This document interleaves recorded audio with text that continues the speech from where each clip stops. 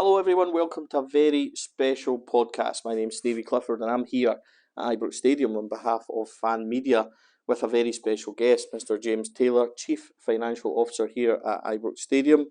Hi, James. Can you just introduce yourself and give us a wee description of your role and the kind of day-to-day working day that you encounter in your position here at Ibrox? Yeah, absolutely, and thanks very much for the invite. Look forward to the discussion. So my role here, as you say, Chief Financial Officer here at Rangers, joining just at the start of September, and effectively my role entails being responsible, accountable for all aspects of the financial performance of the football club. In addition to that, I also have company secretarial duties alongside sort of helping to support the AGM, running the AGM, supporting the board through various different decision making processes as well. So it's it's quite a big role. So there's a lot of responsibility attached, a lot of responsibility that I take on personally, and look, it's been an interesting few months, and looking forward to the coming months and years. Yeah, it is because of obviously the recent history of Rangers. It's obviously a very high profile role and one that the fans are interested in consistently, and the accounts is always a huge discussion point.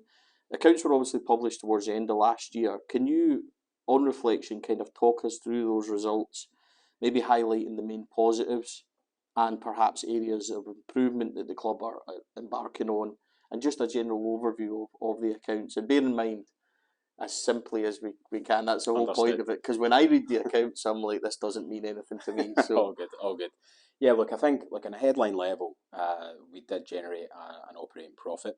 So we highlighted that at the time. That was a £250,000 operating profit post player trading, and I'll make the distinction in terms of post player trading and pre player trading quite a lot probably throughout this conversation. So that 250,000 was the second consecutive year of operating profit, and given where the club's been and where we are now, we've got to take that as a positive. And again, in addition to that, the revenue numbers were strong. They were above 80 million again for the second year in succession. And again, I think for me, that's something that we want to continue to build on. That we're certainly continuing to see growth in this year as well. So we're quite excited by the continued kind of commercial growth of the football club. The challenges, to your point around where can perhaps we look to improve, I think the chairman at the AGM was quite clear around the fact that pre-player trading, and when I say pre-player trading, I mean before any player gains on sale are recognised. Last year we had Bassi and Aribo to name two, and that is offset by player amortisation. So any cost that's associated with the players goes onto the balance sheet, and we then amortise that over the life of the contract. So before we take those into account, there was a 10 million operating loss at the football club. So that's something that the chairman set out and said at the AGM that he wants to go away. And that's something that we as an executive team, as a board, as a football club as a whole, are determined to do over the next strategic cycle. So there's a lot of work to do to bring ourselves forward. And I think when we touch on some of the player trading aspects in terms of this conversation, then I think you'll understand in terms of why that's an important line for us, that pre-player trading line. So I'm sure we'll get into that. But for me, as we move forward through this next strategic cycle, moving to a break-even point, pre-player trading, is something that we feel is eminently achievable and is something that we want to deliver. just a side point on that. How do you deliver that? Because that is a big thing. £10 million isn't an easy deficit just to click your fingers. So No, what absolutely. sort of things can we do as a football club to try and close that gap? Yeah, absolutely, and it's a very good point. There's a number of things, and just kind of talking down through the P&L from my perspective. First and foremost, it's about revenue growth. How do we deliver margin and positive margin generating revenue? So that might be on the commercial side, that might be in European competition, that might be in domestic competition in terms of improving our performance. But that obviously will have an uptick in terms of moving away or taking away some of that gap. In terms of how we structure the football club moving forward and how we look at the kind of quantum that we put into first team, into academy, into women's football, we need to make sure that that is sustainable moving forward as a football club. And then ultimately, there are other areas of cost efficiency that we need to get into. So one of the kind of key tasks for us as a football club as we move into next season is how do we ensure that we are getting the best bang for our buck, if you will, across the club. So Are there things that perhaps we've been spending historically that we don't need to spend on that can be better utilised elsewhere? Is there strategic spend that we can invest in different parts? That might be in the first team, that might be in the women's team, might be in the academy, might be in the wider business. How do we get better outcomes for the football club through going through those cost optimization exercises? So there's a number of different facets around how we make that go away. Mm. I think you'll see across various different football clubs that that's a challenging target, to be clear. But I think it's one that we should set ourselves. I think it's one that we believe as an exec and as a board that we can deliver against.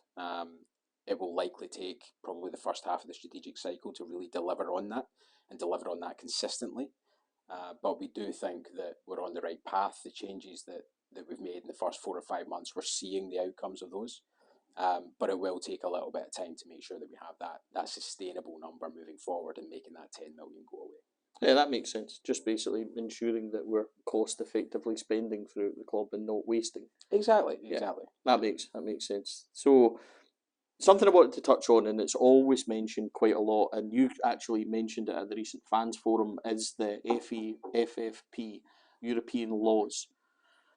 You mentioned at recent fans forum that they were passed with no issues, which is obviously a great thing. But where do the club stand with UEFA? We've heard previously Stuart Robertson in his time mentioned that we were on a financial watch list and things like that. Are we past that now? Is that beyond kind of having to worry about anything like that? And although we need to watch these perimeters, are we comfortably where we should be within them?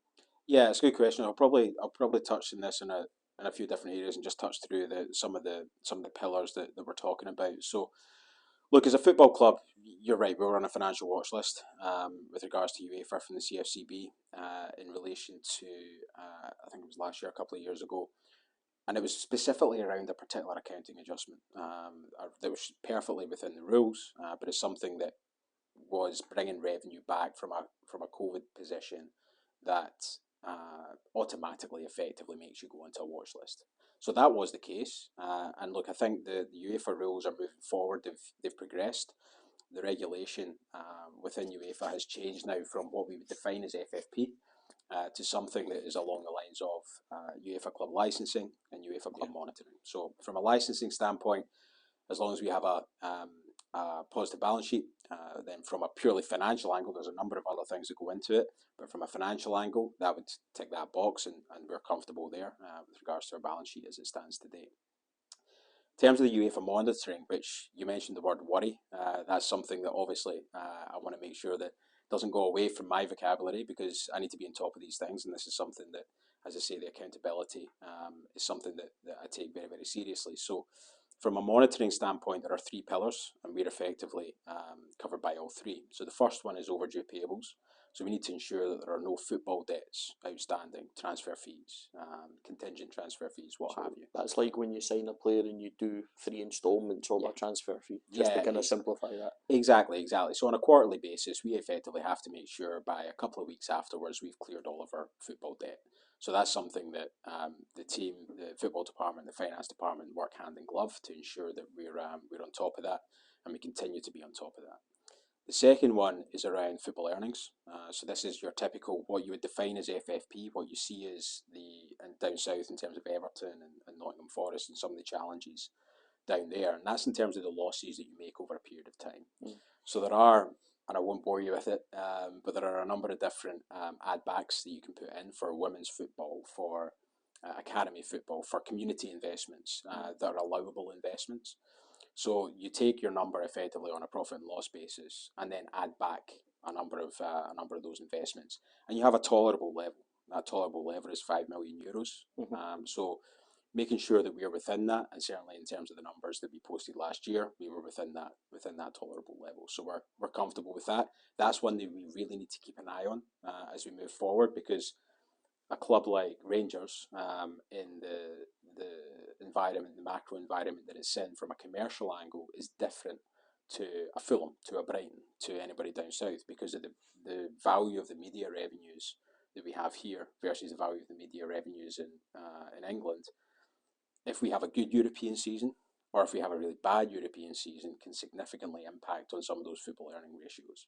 So it's important for us that when we're making investments, when we have, let's say we qualify for the Champions League, we need to make investments on a sustainable basis so that if, for example, the season after we go into the Europa League, we don't have a blowout in terms of our football earnings. So that's something we're very, very close to and really on top of. The third one, which again I think most supporters will be aware of, is the squad cost ratio. So this is where effectively you're looking at all of your player costs, your football management costs, and associated earnings, and looking at that against your revenue. A couple of add backs, a couple of adjustments here and there again, but broadly, the way that UEFA are implementing this is over a 3-year period. This year you had to be at 90%. Next year is 80%, and then the following season will be 70%, and it will stay at 70% moving forward. Our current ratio is well below 70%, so we're comfortable where that stands.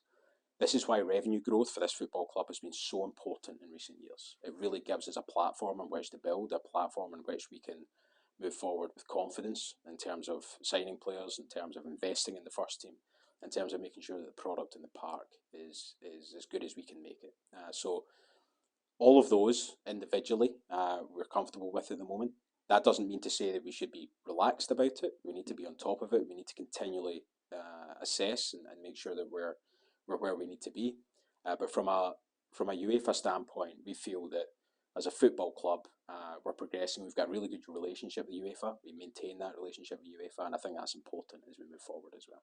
Yeah, great. I think that's a question that is thrown at us quite a lot, and it's great to have that explained. The next one is obviously where, as fans, we like, and it's about budgeting for like player purchasing, for example, and allowing the player trading model to flourish. In order for that last pillar, as the chairman talks about, to really kind of come into effect, we're going to have to spend. Yep. So how do we budget for that? If we've got like a modest profit in recent accounts, how do we budget to sign Mohamed Diamande, for example, for £4.5 million in the summer? I think that's what I'm trying to ask is if we have a very modest season, maybe we don't reach the heights in Europe and things like that, and it is a very modest year, how do we then extend the budget to get these players in order to kick that back in again? Yeah, and it's a good question. I think so answer it in a couple of different ways. So first and foremost, I mentioned in terms of player amortization line. So again, this is a slightly technical aspect, but when we look to invest in a player, that player is effectively an asset to the football club. So therefore, we would recognise the cost of that player over a 3 or 4 year period, depending on the life of the contract. So we have to take a view in terms of players rolling off, players rolling on, and take that live view over a period of time, and ensure that we can provide the football board, so John, James, Niels, etc., the manager, with the best quality of information that they have going into a transfer window, so that when a player like Diamande appears or Cortez appears, that we have the confidence to be able to go forward and push forward, knowing where that how that will impact our squad cost ratios, how that will impact our football earnings position over the coming season, over the coming 4.5 seasons in Mo Diamande's case. So for us, it's about having that live view and utilising. We talk about data quite a lot on the football side in terms of building player profiles. For us as a business, it's important we use data as much as possible and that real-time data as much as possible to ensure that from a financial standpoint, we are where we need to be, not only today, but also tomorrow. So there is in terms of how we deliver that through the accounts, as I say, there's a period of time that we recognise that. In terms of the cash position, again, we've made a number of sales in recent years, and you referred to the timing of transfer fees, whether it be 3 or 4 instalments or whatever it may be. And again, that's no different. So we've still got, as I said, we mentioned Joe Aribo and Calvin Bassey just recently. So again, there are funds there that we will look to utilise and look to build a squad with. And while we recognise it in 1 year, the cash benefit comes through a number of different years. So as I say, it's important that the football board and the finance world are fully joined up, and I think we're really beginning to see the merits of that and the benefits of that football board as we move forward. Is there scope for more investment from the club's big investors, the likes of maybe, I'm thinking, our big investors? We don't need to name them specifically, put too much pressure on them. I think that would be unfair. but they've already funded quite a lot. How would that work against the kind of European laws, FFP, and things like that? And is that achievable for the club? Yeah, look, I think one of the things that licensing monitoring is built on, as I mentioned, the acceptable deviation. If we go outside the acceptable deviation, then one of the ways of fixing that is through equity investment. You'll see a number of equity investments down south from various different football clubs. So for us as a football club, like we've got to make sure that we've got the right equity position on the balance sheet moving forward. What we want to do is move this football club to a sustainable business model where we don't rely on equity investment moving forward for perhaps working capital requirements. But if we do attract any equity investment moving forward, then it's to grow the football club. It's to grow the value of the squad. It's to grow the size of this, whatever it may be, the size of the stadium. So we'll take those decisions on a basis that it's something that would benefit the football club in the long run, rather than necessarily, as perhaps, and understandably so, done historically to bring to invest in the football club and bring Rangers back to approaching where we need to be. So there is always scope for that, but again, for me, it's about making sure that we have a sustainable business model and we're not relying on that equity investment. Instead, we are, if that does come, we're using it in a positive manner. Approaching the final kind of questions on in the interview, James. Again, thank you for your time. Just to ask you about the proposed new sports bar and what the kind of projected costs and forecasted income is. That then does that then go towards what we discussed previously about helping against like various aspects that we have to hit, the likes of the European numbers and things like that? Is that another? You said that the 5 million either side, you can move things against that. So, for example, investment in the new sports bar and facilities, Yeah, does that work like that? Is that allowed to happen? a wee bit, yeah. So you can have adjustments around finance costs for any. Stadium Yeah, improvements and things yeah, like that, yeah. exactly. So absolutely, you can do things like that. So that'd be the finance cost element Mm-hmm. rather than the total amount. But at the same time, for us as a football club, I think the investment in the campus is something that we've all seen in recent years. We've seen New Emerson House, the Blue Sky Lounge, how we're looking to try and evolve that matchday experience and drive improvements for everybody within that matchday experience. And the sports bar for us is one aspect of that. So we're working through the kind of final stages of the financing of the sports bar, and it's something we are still committed to and still want to deliver on. In terms of the revenue impact and what that looks like, I think for me, if you look at the Edmondson House delivery and opportunity moving forward and the event space that is, we have a real opportunity to drive a lot of growth through there. Mm. I think for me, the sports bar is almost more of a let's make sure that we deliver that match day experience for the supporters. How do we deliver something that people want to come to, want to spend more time on campus, and for us, that's really the driver behind that investment. Uh, the operating model, how that delivers when it's opened, what the kind of the nature of that is still being discussed, still being finalised. But we are still committed to being able to deliver that, and it's something we're all very excited about. What about the financial shape of the club? How would you describe it? Like the debt position with directors' loans. Are we comfortable there and you're happy with the kind of trajectory, easy for me to say, of the financial shape of the club? Yeah, look, I think, and again, harking back to the revenue point, I think if we take a step back and look over the last 6 7 years, in terms of the revenue growth of the football club, has been super strong. So we should all be really really proud of that. Supporters who make it happen in terms of the strategy of the club, how it's been delivered, I think is really really really really impressive. What we're doing as a business, as I mentioned, and probably is coming across here, is we're maturing effectively as a business. We're driving a little bit of more cost optimization into the model. We're trying to make sure that we have this sustainable business model moving forward that we can execute on over the forthcoming 5 year cycle. So for me, it's about how do we kind of ensure that in the shortest time frame possible.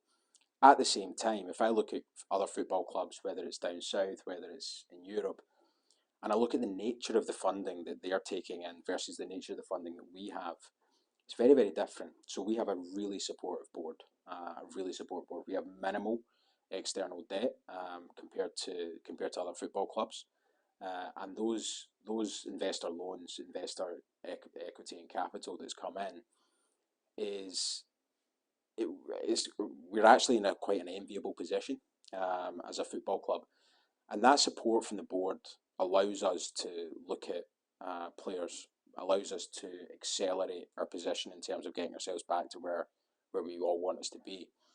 And I think moving forward for me, what I want to do, and I mentioned in terms of moving away from equity as potentially utilising for working capital to utilising it for growth projects. Again, I want us to minimise the working capital gap. I want us to make sure that as a football club, we know the direction that we're travelling in, and we have the confidence and the ability to hit that sustainable business model within the next 2 years, next 2 or 3 years. So, how would I describe it? Continuing to improve, I guess, is my perspective on it. As I say, outside in, it's been really impressive in terms of the revenue growth. For us now, it's about maturing the remainder of that business model and driving that sustainability. Final question. I think you've touched on this. So in fairness, we might be repeating, but could we ask you, when do we expect to turn a profit regularly or be self-sustainable? I know that we're nearly there. Mm-hmm. And the question, I suppose, is making a small loss or gain the kind of position you would expect us to be in? Are we, basically what I'm asking is, we're past the days of making £10 million losses. Is it going to be round about where we are and being self-sustainable? And obviously we talked about the 10 million deficit and you covered that. So without repeating, maybe when can we, or when is the hope for the board and the directors of being a self-sustainable football club? Yeah, I mean, short answer to that one is as soon as possible. I think the longer answer to that is, and I touched on, and probably just a good place just to kind of reiterate around the almost the controllable aspect in terms of the business, and then the player trading aspect in terms of how we see it through the P&L. So being able to bring ourselves, where should we land in a Champions League season versus a Europa League season will be very different. So if we're aiming for a break-even position in a Europa League season, and I mentioned earlier on around the risk perhaps of over-investing in a Champions League season. So perhaps in a Champions League season, there's a model that says we run at a larger profit, which will help us in future years from a football earnings standpoint because it's taken over a 3-year average. So that's a potential model, but we really need to kind of get into the meat around what does that look like over the next 3 to 5 year cycle, which is the work that James and I, the rest of the exec board, are really kind of getting into at the moment. That Rangers 2030 strategy, which we'll be delivering over the forthcoming months, is really about how do we deliver a business model, a shape is probably the way I would describe it, that delivers us to break-even pre-player trading. Some years, in terms of the bottom line post-player trading, that might be a loss. Some years, it might be a profit, again, depending on the player gain or otherwise that we recognise in that season. So, to answer your question, probably not very helpfully, is from my perspective, pre-player trading, we want to get break-even. Bottom line, sometimes it'll be a profit, sometimes it'll be a loss. In a Champions League year, we would want it to be a profit, but the years of £10 million losses, this board are absolutely adamant that we're moving forward and moving away from that and making that go away. And I think the support, the revenue growth, the support of the supporters is fantastic around the continued backing of what we're trying to achieve as a football club.